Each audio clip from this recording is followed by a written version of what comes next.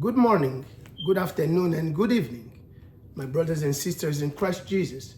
Wherever you are in the world, I thank you for coming again today together to hear the Word of God.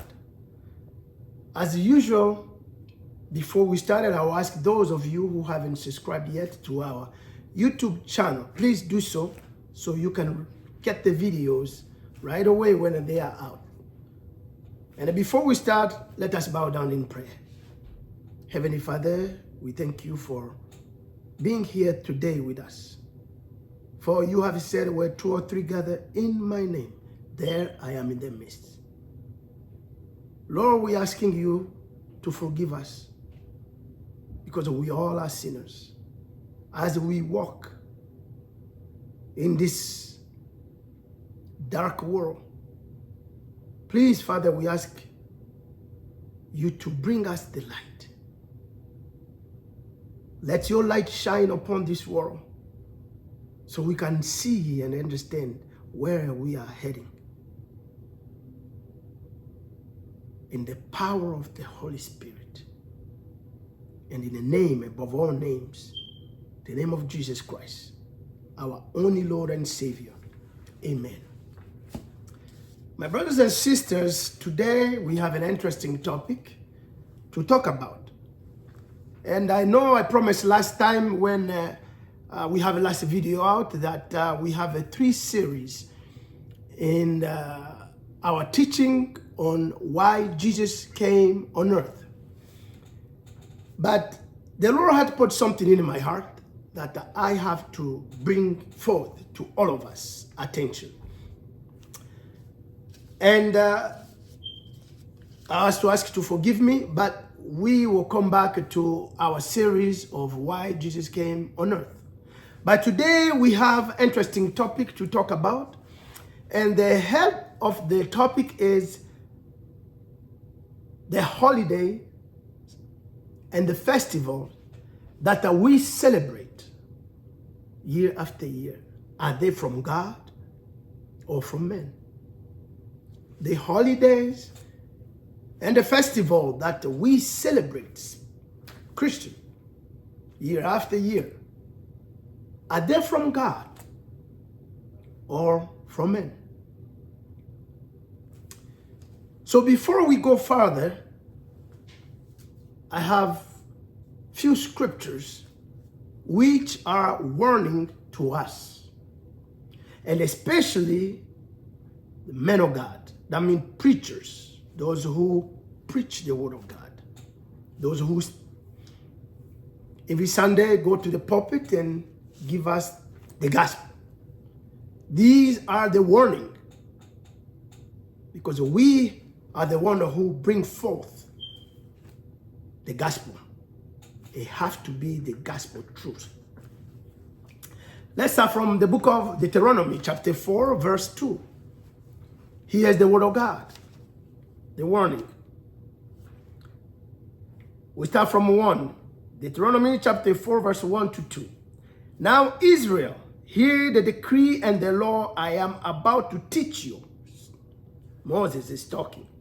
Follow them so that you may live and may go in and take possession of the land the Lord, the God of your ancestor, is giving you. Do not add to what I commanded you, and do not subtract from it, but keep the commands of the Lord your God that I give you. This is Moses. Keep the command. Now, let's go to the New Testament in the book of Revelation. Revelation chapter 22, and I will start from 18. Revelation 22 will start from 18 to the end. I warn everyone who hears the words of the prophecy of this book. If anyone adds anything to them, God will add to that person the plague described in this book. This book. And if anyone takes words away from this book of prophecy, God will take away from that person any share in the tree of life and in the holy city, which are described in this book. These are our warning. Let's continue. Let's go to the book of Proverbs. Proverbs chapter 30.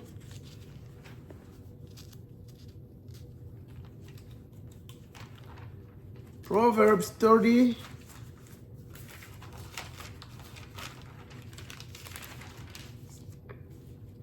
And we start from 5 to 6. Every word of God is flawless. He is a shield to those who take refuge in him. Do not add to his words, or he will rebuke you and prove you a liar. Do not add to his words, because every word of God is flawless. Every, from Genesis to Revelation. Don't add. Let's continue. Let's go to the book of 1 Corinthians chapter 4, and we'll start from 6. Now, brothers and sisters, I have applied these things to myself and Apollos, says Paul, for your benefit, yours and mine, so that you may learn from us the meaning of the saying. Now listen to the saying. Do not go beyond what is written in here. Then you will not be puffed up in being a follower of one of us over against the other.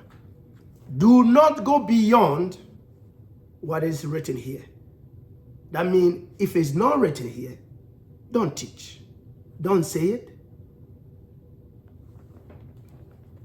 It says the word of God. The word of God. 2 Timothy. Let's go to 2 Timothy chapter 3. 2 Timothy chapter 3, verse 16.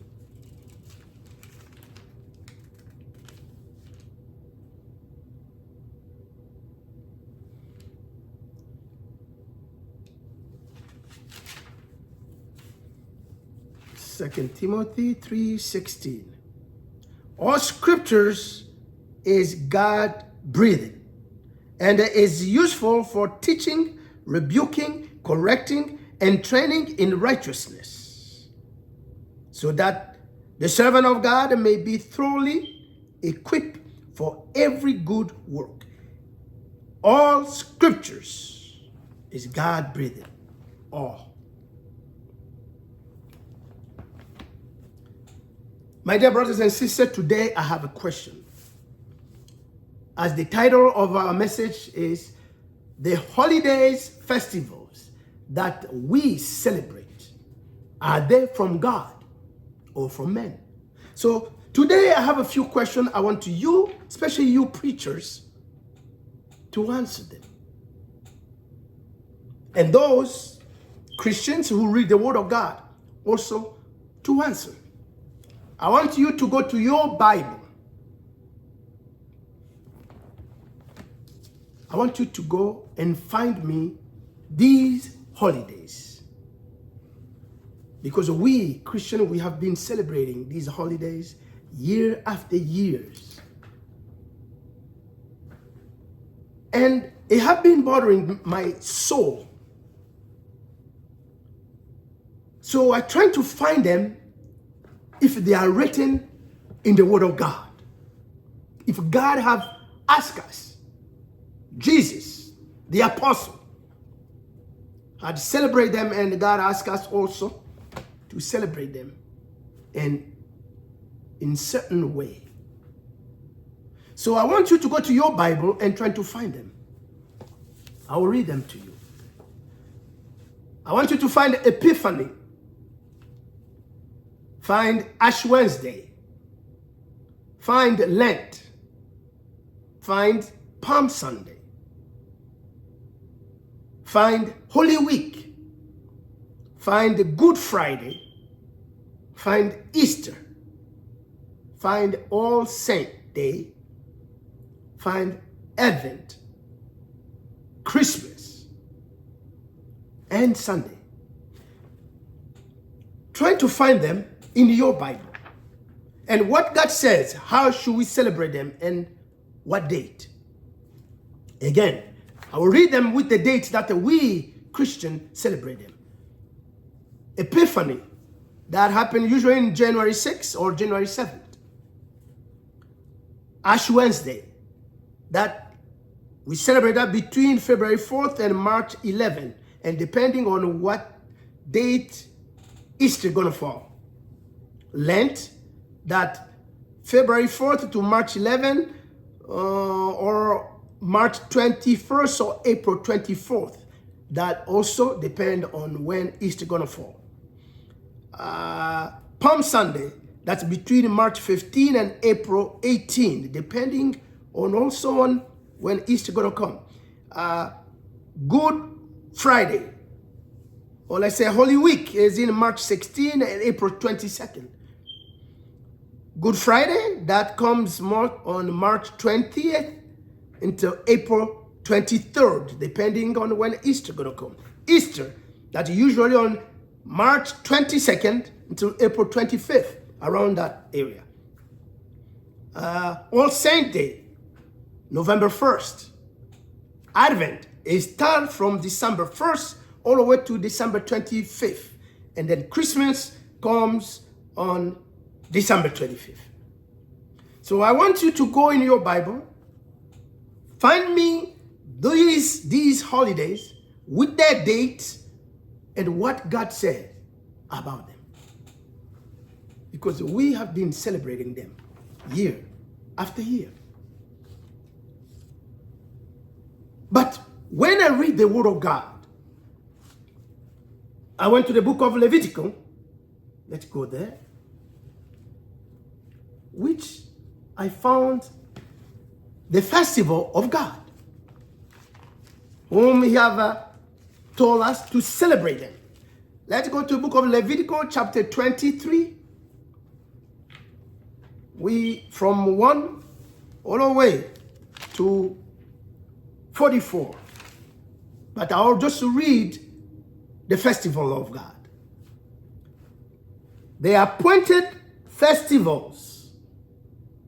The Lord said to Moses, listen carefully.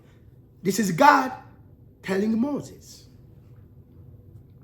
Speak to the Israelites and say to them, these are my appointed festivals. Listen carefully. God says, these are my appointed festivals. The appointed festival of the Lord, which you are to proclaim a sacred assemblies. You hear me? He starts, the first one, the Sabbath.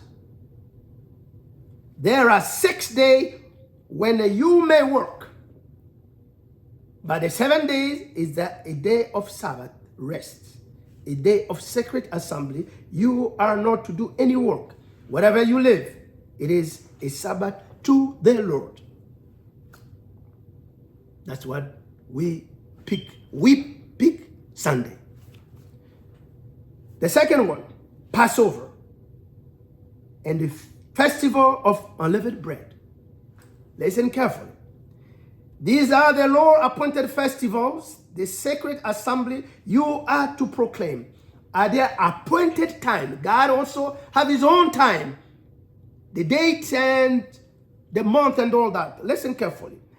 The Lord Passover begins at twilight on the 14th day of the first month. And then if you read that, it continues. At twilight, that's when it starts. On the 14th day of the first month. The third festival. offering the first fruit. The fourth festival, festival of the week. The fifth festival, festival of the trumpet. 6, the Day of Atonement. 7, the festival of tabernacles. Now these are the Lord festival that he told Moses to tell us to celebrate.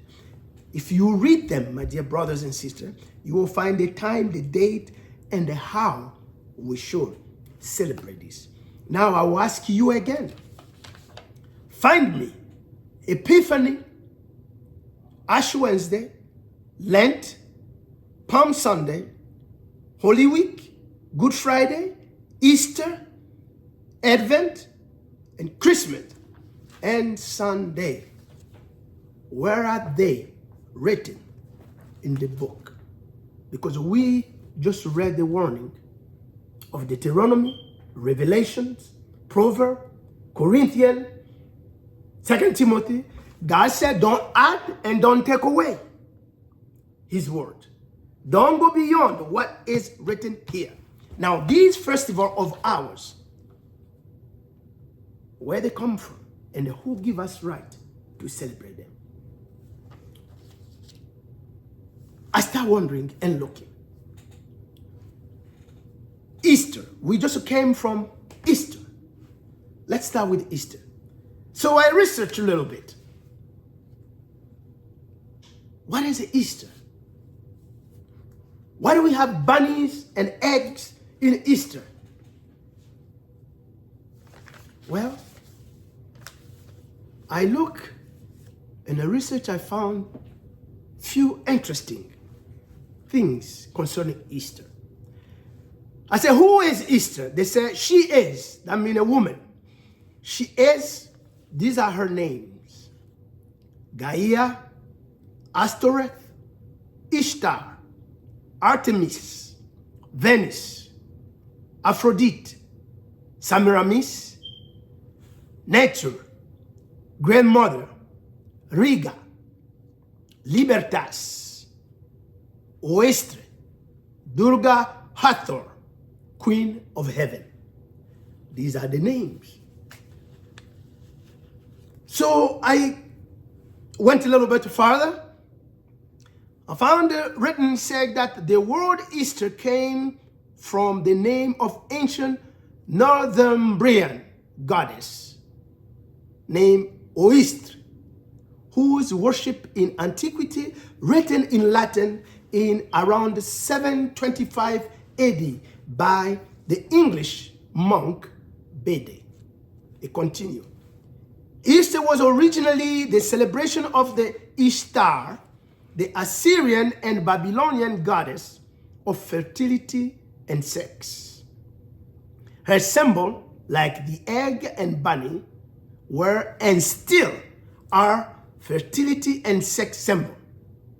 Or you actually think, the egg and the bunny has to do something with Christ or with the resurrection. They continue here. They said, after Constantine the emperor of Rome that time, decided to Christianize the empire, the Roman Empire, Easter was changed to represent Jesus. But at its roots, Easter is all about celebrating fertility and sex. No wonder we have the bunny.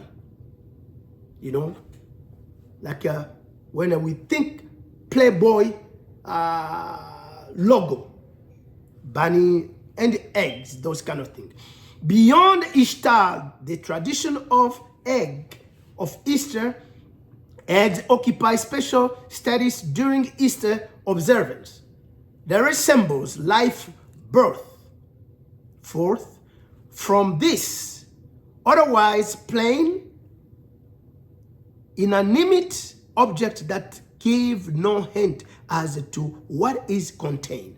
In this regard, it is a handy symbol for the resurrection, handy symbol of Jesus Christ. But it is a symbol that has held his meaning long before Christianity adopted Listen carefully. And then it continues, says, the ancient Egyptian believed in a primeval egg from which the sun god hatched. Alternatively, the sun was sometimes discussed as an egg itself, laid daily by celestial goose Seb. The god of the earth, the phoenix, is said to have emerged from this egg. Easter. And then I look at Christmas. When I look at Christmas, it says here, it was 300 years after Christ, before the Roman Church kept Christmas, and not until the 5th century. That is, was made mandate to be kept throughout the Roman Empire as an official festival honoring Jesus Christ. You do your research, trying to find out. It continues. It says Christmas observance. This is Britannica, English Heritage. It says Christmas observance have their roots in Roman custom and religion. The earliest reference to Christmas being made on December 25th comes from the 2nd century. It is considered likely the first Christmas celebration were in reaction to the Roman Saturnalia, a harvest festival that marked the winter solstice, the return of the sun, and honored Saturn, the god of sowing.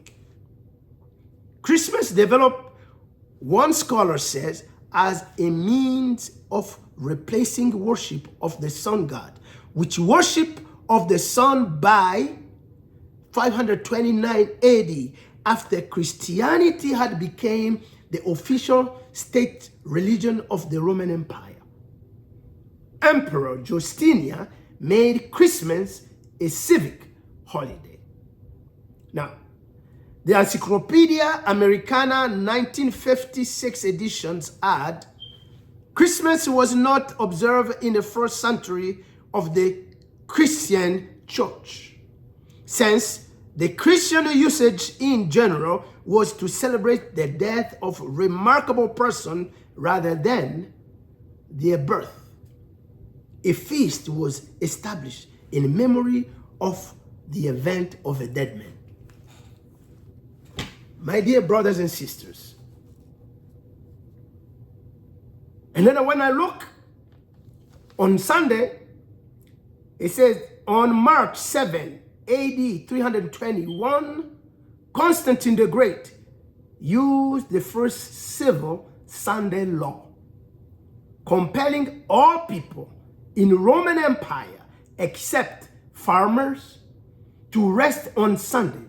This with 5 other civil laws decreed by Constantine concerning Sunday, set as legal precedent for all civil Sunday legislation from that time to now.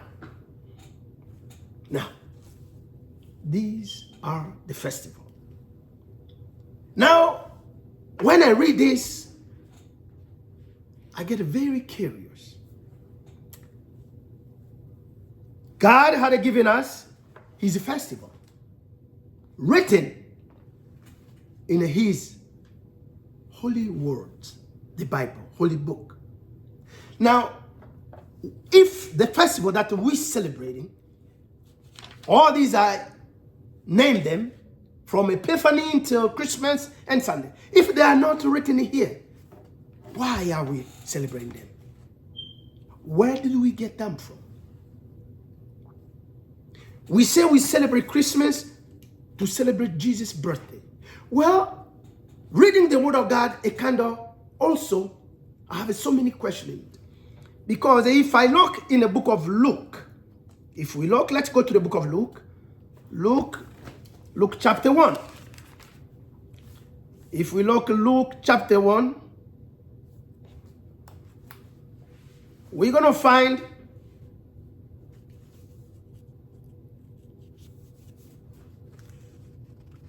what is written about Jesus Christ.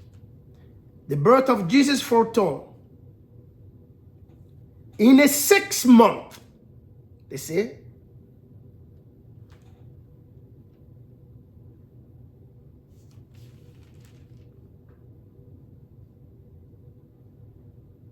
God sent an angel, Gabriel, to Nazareth.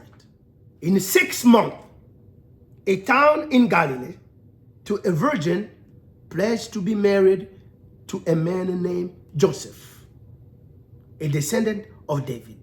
The virgin name was Mary. In the 6 month, this is English, and I trying to look at so many different Bible, they're telling me the same thing. I'm sorry, but I'll go in the French. Au 6e mois, l'ange Gabriel fut envoyé par Dieu dans une ville de Galilée appelée Nazareth. It says in the 6th month, in 6e mois. I look Spanish Bible. En el sexto mes, el ángel Gabriel fue enviado por Dios a una joven virgen. It's still saying the 6th month. When I went through so many Bible, it said the 6 months. My dear brothers and sisters, if we think for sure Christ was born in December 25th. Now, the Bible said the angel came to Mary in the 6th month. June. So Christ was born in December. So that means Mary was pregnant only 6 months. That means Christ was born premature. You calculate. Maybe I'm calculating wrong. Now, you see, we should start thinking about this. We have been led astray for so long. Why? Let's see what Jesus said. Let's go to the book of Mark. And this is what I found the reason why. Mark chapter 7. Mark chapter 7, we'll start from 5. So the Pharisees and the teachers of the law asked Jesus, why don't your disciples live according to the tradition of the elders, instead of eating their food with defiled hand? Jesus replied, Isaiah was right when he prophesied about you hypocrites. As it is written, these people honor me with their lips, but their hearts are far away from me. They worship me in vain. Their teachings are merely human rules. Now I come to find why we're celebrating this and we teach about this. It's merely human rules. He continued, you have let go the command of God, which we read in Leviticus. These are the command of God, and are holding on to the human traditions. Epiphany, Ash Wednesday, Lent, Palm Sunday, and so on and so forth. Those are human tradition. He continued, thus you nullify the word of God by your tradition that you have handed down, and that you do many things like that, says Jesus. We have to find a way of letting go of the command of God. Because if you look in the book of Leviticus, those that was the command of God, says the Lord. These are my festivals, says God. And I want you, my children, my people, to celebrate them. But we put them on the side. We preachers, and then teaching people about human rules, human festival, which we don't know the originality of them. You Christian, you go to church every Sunday. You celebrate Easter, Lent, Ash Wednesday. You go, you put those ashes in our head, and all those things. Are they written here? Ask yourself. And if it's not, why are you doing that?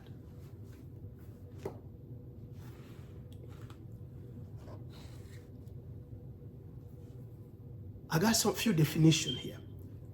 Tradition, what it means. Let's hear the definition. They tell us that tradition is a belief or a behavior passed down within a group of society with a symbolic meaning or a special significance with origins in the past, isn't it? Epiphany, Ash Wednesday, Lent, Palm Sunday, Good Friday, Easter, Advent. These are the belief or behavior passed down within a group of society. That society is a Christian. The Christian people. Within symbolic meaning, it have a certain meaning which you and I don't know what it is. And then we attribute that to Christ. With a special, a significant, with origin in the past. Purpose. Let's see the purpose of tradition. It contributes to a sense of comfort, isn't it? That we very comfortable, we feel comfort when we come into our holidays, isn't it? And a belonging. It provides a forum to showcases, role model, and to celebrate the things that really matter to men in life, but not to God. That's the purpose of tradition. Check your dictionary or go to the Google, it will give you the same definition and the purpose. The importance of the tradition, it says, it builds a strong family relationship. And that is very true because when it comes to their holidays, that's when most of people see their families. You know, a lot of people that I know, I ask, they say that's Christmas, New Year's, or Easter. Those are the time that they visit the parent, the grandparent, the family. Family get together. You know, comfort.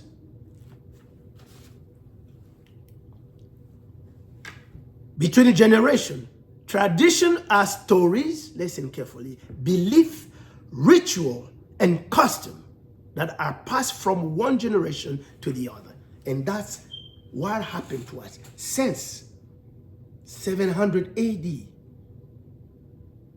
This tradition, this custom, this story, this belief, this ritual that we do, we come in the church on Christmas, light our house, everyone on the streets, on the church, and big trees and all that, bells. These are ritual, idolatry that we do. And we think we're celebrating Christ's birthday. So funny. How come Christ lived 33 years on earth? Not once. We read in the word Christ went to Galilee, Nazareth, since he was from Nazareth, or Jerusalem, to celebrate his birthday with his disciple. None. For 33 years, even Mary forgot to celebrate Jesus' birthday. Joseph, his own son, is written nowhere. Well, of course, Jesus was busy. He couldn't have remembered that. He was busy raising the dead, healing the sick, preaching the good news of the kingdom of God. So he didn't have time, really, he forgot. And then his friend, the disciple, the Lord left, they forgot right away. They were so busy preaching the good news, but they forgot to celebrate Jesus' birthday. Excuse me. But you and I, so godly people, worthy to celebrate his birthday, who give us right? Where is it? I can remember one place alone that Jesus taught us to remember him. Let's go to the book of Luke since we are there. Luke chapter 22, let's start from 14.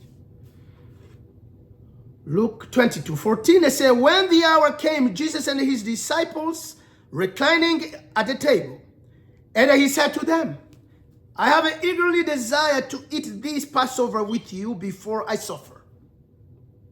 For I tell you, I will not eat it again until it finds the fulfillment in the kingdom of God. He continued. After taking the cup, he gives thanks and says, take this and divide it among you. For I tell you, I will not drink again from the fruit of the vine until the kingdom of God comes. And he took the bread, gave thanks, and broke it, and gave it to them, saying, he told the disciple, this is my body given for you. Do this in memory of me. Do this in remembrance of me. This is the only place in the entire Bible Jesus told his disciple to remember him.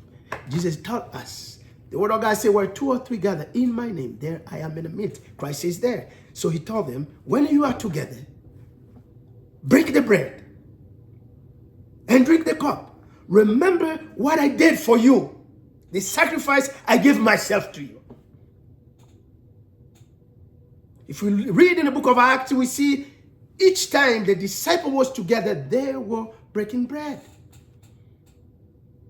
It was not when some preacher says, oh, it was a Sunday that they were having a communion.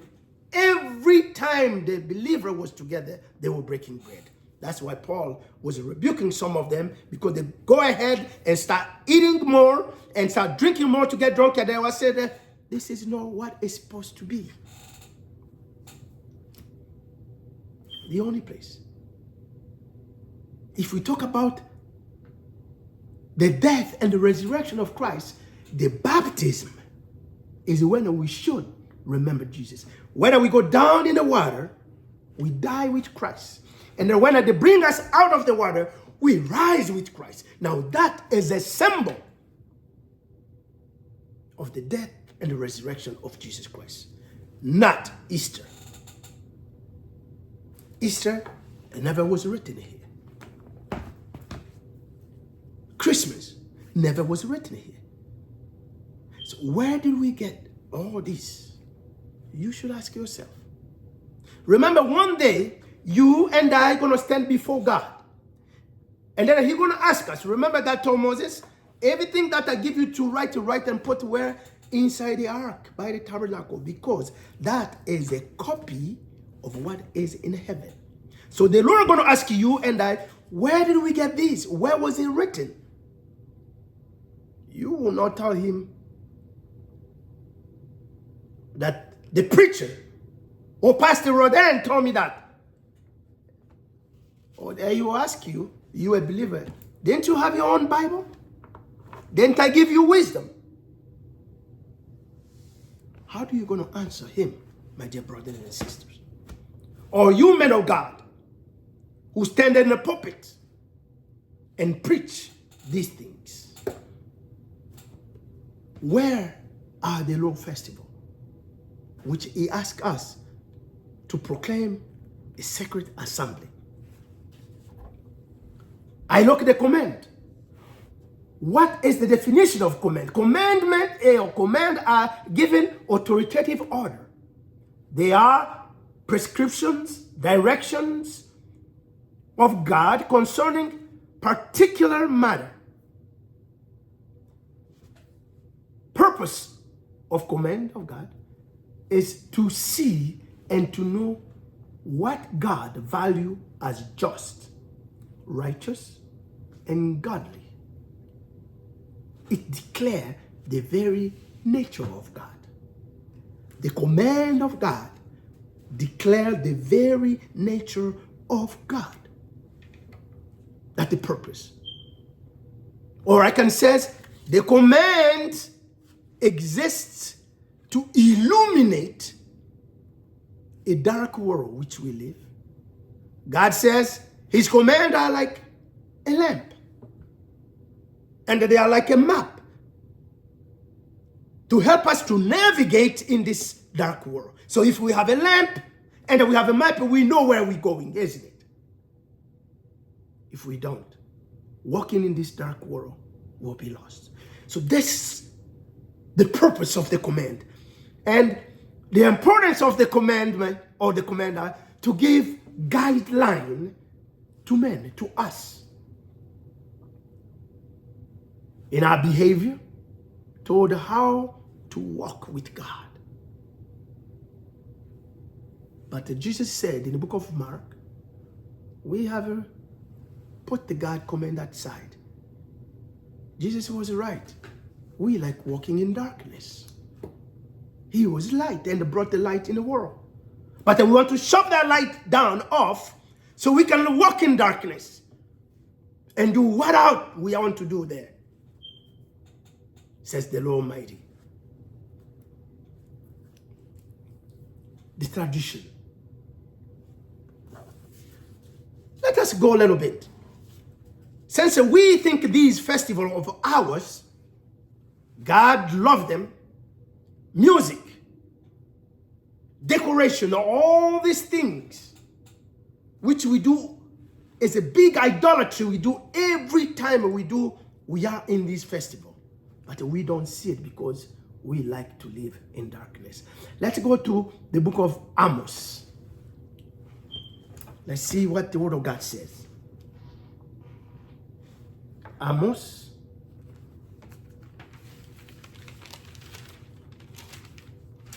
Amos, we're going to read from chapter 5, verse 21. We'll start. 5:21, Amos. Says the Lord, I despise your religious festival. Listen carefully. God says that he hates and that he despises our religious festival because he doesn't recognize them. They are not written. So he hates them. Your assembly, where we get together, are a stretch to me. Even though you bring me burnt offerings and the grain offerings, I will not accept them. Though you bring choice fellowship offerings, I will have no regard for them. Away with your noise of your songs. Remember, Christmas, Advent, all those holidays, we deck the church and the choir, sing carol, and so God says what? Away with your noise of your songs. I will not listen to the music of your harp, says the Lord. Should I continue? Let's go to, since we're in Amos 8, verse 10. It says that I will turn your religious festivals into mourning and all your singing into weeping. I will make all of you wear sackcloth and shave your head. I will make that time like a mourning for an only son, and the end of it like a better day. Let us continue. Let's go to the book of Isaiah. Isaiah chapter 1. Hear the word of God. We start from 2. Hear me, you heaven, listen earth, for the Lord has spoken. Listen, the Lord is speaking. I reared children and brought them up, but they have rebelled against me. The ox knows its master, the donkey its owners. Manger, but my children does not know. My people do not understand. Jump to 10, chapter 1, verse 10. Hear the word of the Lord, you ruler of Sodom. Listen to the instruction of God, you people of Gomorrah. The multitude of your sacrifice, what are they to me, says the Lord? I have more than enough of your burnt offerings, of rams and the fat of fattened animals. I have no pleasure in the blood of bulls and lambs and goats. When you come to appear before me, who ask of this of you? God asking us. This trembling on my court, on my church. Stop bringing meaningless offering. He said, your incense, that means your prayer, is detestable to me. New moon, Sabbath, and the convocation, that means when we get together, I cannot bear your worthless assembly. He cannot bear us meeting. Your new moon feast and your appointed festivals, I hate with all my being, says the Lord Almighty. They have become a burden to me. I am weary of bearing them. When you spread out your hand in prayer, I hide my eyes from you. Even when you offer many prayer, I am not listening, says the Lord. Because he doesn't recognize this festival of men. Let's go to Malachi. Malachi, we go chapter 2, we start from 1. This is a warning for preachers, pope, bishop, pastor, reverend, or whoever.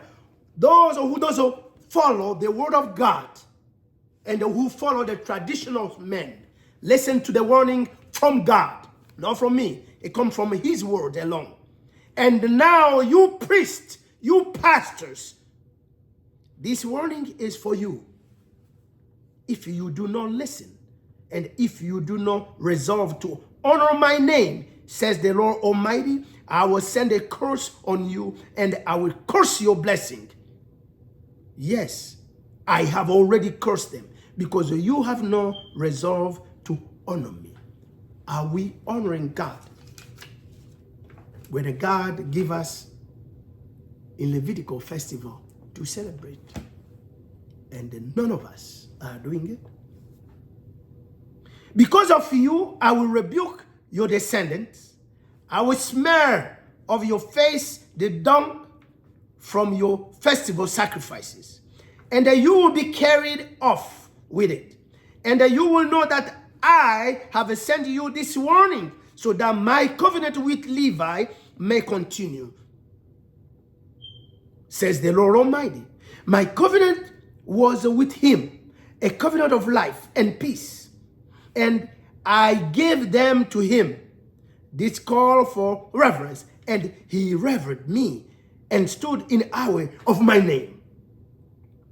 True instruction was on his mouth, and nothing false was found on his lips. True instruction. That we live it, the covenant was about God's command. Nothing false. Like Ash Wednesday, like Christmas. These are things false. So you, preacher, listen this morning for us. He said, Levi, walk with me in peace and upright, and turn many from sins. For the lips of the priests are to preserve knowledge, because he is the messenger of the Lord Almighty, and people seek instruction for his mouth. But you have turned from the way, and by your teaching have caused many to stumble. Isn't that right? By our false teaching, we have caused many to stumble and to go to hell. You have violated the covenant with Levi, says the Lord Almighty. So I have caused you to be despised and humiliated before all the people, because you have not followed my way, but have shown partiality in the matter of the law. Yes, indeed. He said, he have caused what? You people to despise men of God and humiliated us. Yes, we have been humiliated. You know why? Because the truth is not in our mouth. In the matter of the law, we hide. We don't want to speak. We are afraid, some of us, because we are afraid of our denomination. They may fire us, so we won't have a job. So we won't make money. That's all it is, isn't it? About money. About honor. About people to know us. In the matter of the law of God, we have put on the side. Jesus was right in the book of Mark. We have a fine way of putting the command of God on his side in order to honor our tradition. Now the tradition went beyond, which we see some men of God, because they don't want to speak the truth, making people stumble. In the tradition now, men have to marry men. It's not right. That's tradition of men. What the God law says, this is abomination. Detestable in God's eyes. Is that what we're preaching? No, we're preaching love of God. We don't preach repentance. To ask those who walk in sin to turn around, to leave their sin away and they come in the feet of Jesus Christ. No. We're preaching prosperity. By our teaching, the Lord says, we have caused many to stumble. We preach about money. We preach about love.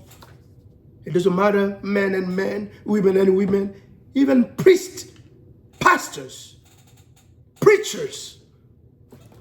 Which book are you reading, my dear brother? That's why the law of God we put on the side.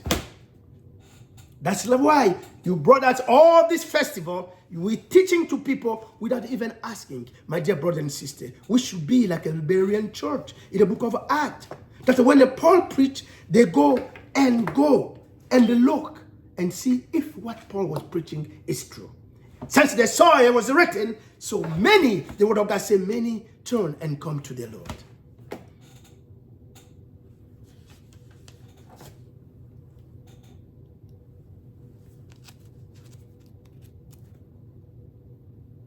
In the book of Old Testament, in Deuteronomy, Moses warning us, says don't add and don't take away. The prophet, in the book of Proverbs, they are warning us, don't take away and don't add anything. Revelation, the disciple, warning us through Jesus Christ himself, said don't add and don't take away. Oh, we have taken away the command of God and add our own tradition to follow. My dear brothers and sisters, today the Lord asked me to come with this warning. When Jesus was with the Satan up in the mountain, everything Satan was telling Jesus, Jesus' answer was, it is written. And Satan was saying, it was also written. See, at least even Satan know what is written. Do you really know what is written? If you do know what is written, where this festival come from? And what do we have done with the festival of God? So the question today is, the holiday festival that we celebrate, are they from God or from men? If they are from men, why are we celebrating them? Because when we read, I can see that the Emperor Justinian, Emperor Constantine, they're the one who brought all these things that the Roman Empire brought to the church. And that we have been holding on to them without question. But whatever God asks us to do, we have to shove it on the side.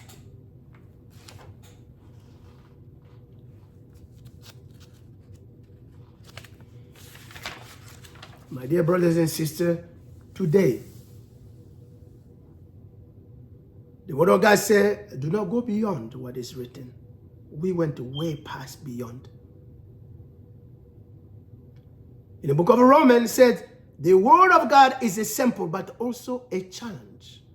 And a journey that we need to be strong and motivated because it encourages us to have hope.